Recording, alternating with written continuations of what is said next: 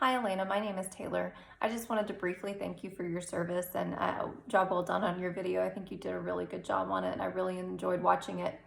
So one of the comments that I'd like to highlight a comment from the video discussion conversation that closely matches your own thinking.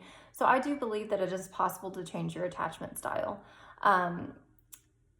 I think that it is possible to change an attachment based on positive or negative experiences. I believe that relationships can shift and change over time, regardless of what kind of relationship it is. If it's a family member, a friend, a stranger, a romantic attachment, relationships are constantly evolving based on the experiences that we have with individuals. Highlight a comment from the video discussion conversation that you respectfully disagree with. The element that caused an attachment also may be the factor that causes the detachment of a person.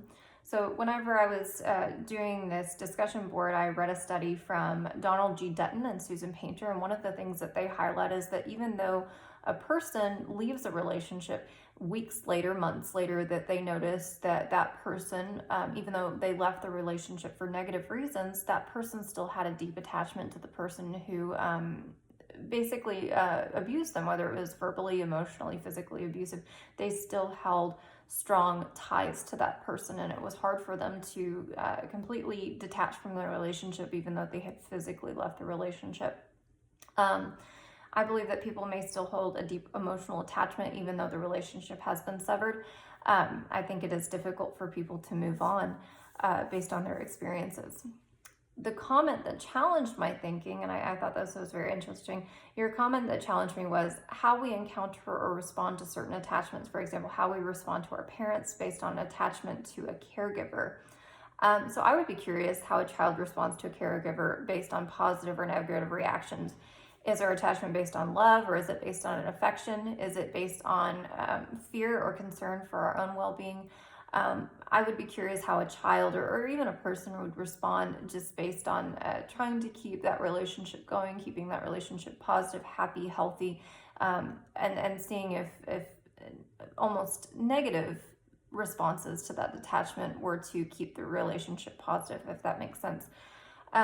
Next, highlight the strand of conversation from the video discussion conversation that was the most interesting or motivating to you. So I would be curious to discuss in depth some of the key factors that connect or disconnect an attachment to something or someone. What causes a child or even a person to detach themselves from a relationship? What causes somebody to go from having a positive experience with somebody and completely leaving the relationship or cutting ties to an extent where the relationship really doesn't exist anymore? It makes me want to research more topics pertaining to attachment and how a person can detach themselves from a relationship.